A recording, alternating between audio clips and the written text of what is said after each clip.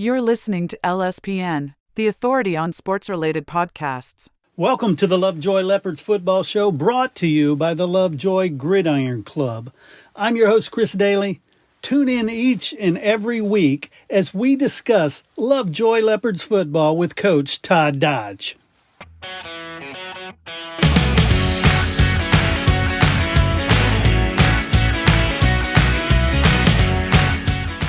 Everybody, welcome back to another season of the Lovejoy Leopards Football Show. I'm Chris Daly, joined always by Coach Todd Dodge. How you doing, Coach? Chris, I'm doing great. How's your summer been?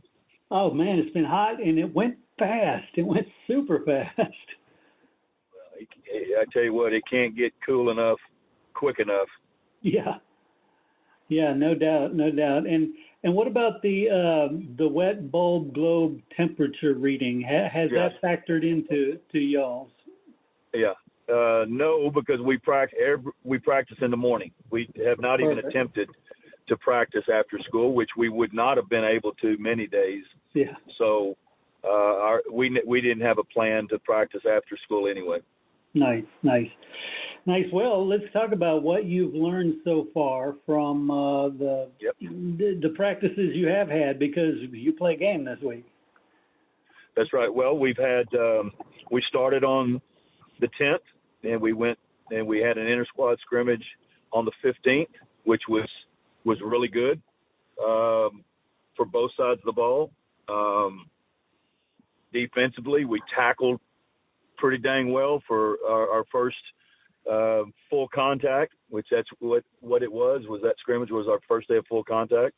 Offensively, we spread the ball around to a lot of different players, and that's what we're going to be. Offensively, we're going to end up being good, but it's going to be because of the sum of all players. Feel like we've got some very capable wide receivers and several guys that can run the football. And so we're looking at having a really versatile offense. And we scrimmaged Rowlett last Thursday. Rowlett is a 6A school here close by us, and they're perennial, playoff team. And it was really a nice deal. We went probably 25 plays with the ones in a controlled scrimmage, and we scored 4 times. Nice. And then we went, our 2 scored once, and then we went a live quarter, and but it was a really good. We got out of it healthy, and we're getting healthier even as today started this morning. We got one of our outside linebackers back from a shoulder situation, and one of our starting cornerbacks back from a foot injury, and so both of those will be available to play in our opener against Reedy. Nice. What this time of year you kind of try to figure out who goes where. What holes are you still trying to figure out? Well, it's going to be, from the offensive standpoint, just a lot of guys playing their first game, and then we start 11 underclassmen on offense. Nice. We only have one senior starting for us, and that's Brody Heston, our slot receiver. Everybody else now, several of those juniors have played a lot as sophomores. So Kellen Gibson at X receiver is a returning starter. He's a started sophomore. Coleman Ray, who started for us as a freshman and was injured last year, he's back for his junior year. Hudson Boyd at our Y H-back, he started about the last 6 games of last season. You got Luke Gahan, our running back, who played considerable snaps in the last 6 games of our season last year. Ended up with about 400 yards rushing. And then our 2 tackles are coming back. So our interior 3 in the offensive line, our center and both guards are new, but both our tackles are returning. So I guess even with all of that youth, we still have I guess I would say 5 returning starters because we had 5 sophomores starting for us last year. Nice. Well, let's talk about Frisco Reedy. They were a good team last year. They're a playoff team in a good district. What do we know about them? Yeah, done our research on during summer. They are a perennial playoff team. You know, Frisco ISD has upwards of 12 to 13 high schools now, and Reedy, over probably the last 12 years, has been in the top 3 of those schools. They are really a top-notch football program. They were 9-3 last year. Got 6 starters coming back on offense, led by their quarterback, who was the all-district player, first-team all-district quarterback last year, and then they've got 3 returning starters in the offensive line, and then 2 returning starters at wide receiver, and then defensively.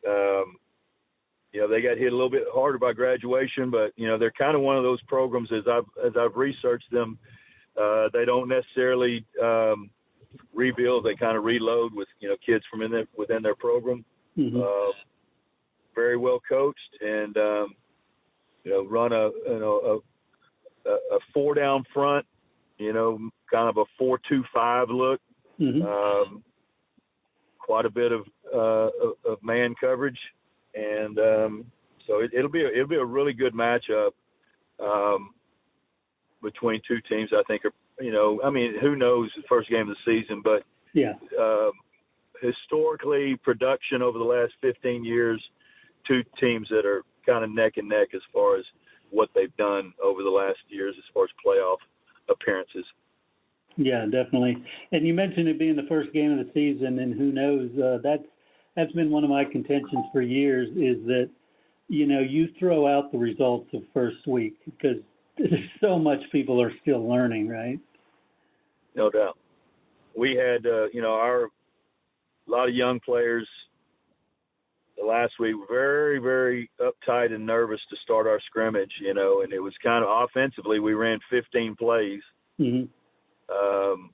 scored on 3 of them. So we scored 3 times in 15 plays, but but also made our share of silly mistakes on procedure penalties and stuff like that.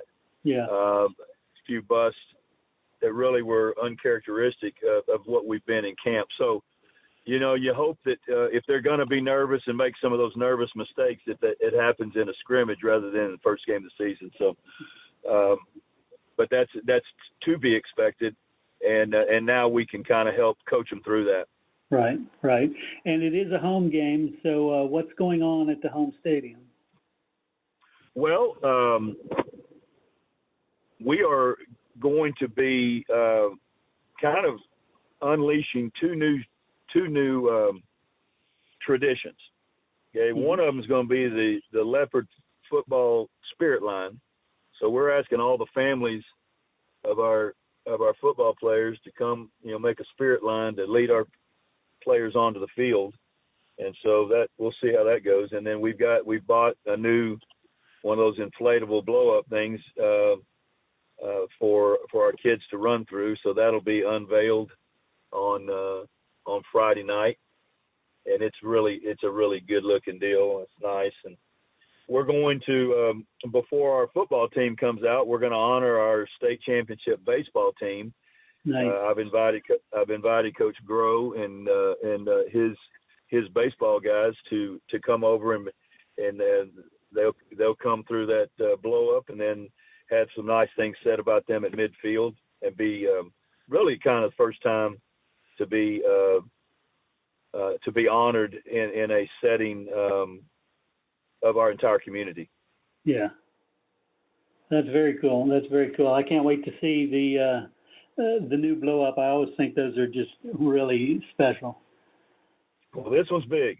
It's about 3 stories high. No way. Yeah, it's really big.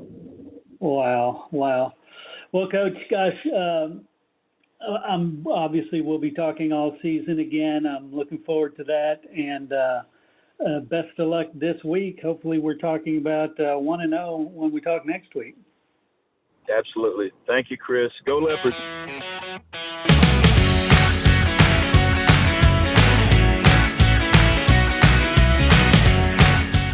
Did you play Texas high school football?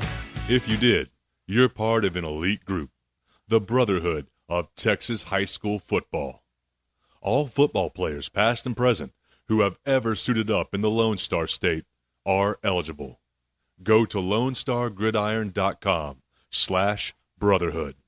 And thank you for the part you played in the greatest sport in the greatest state.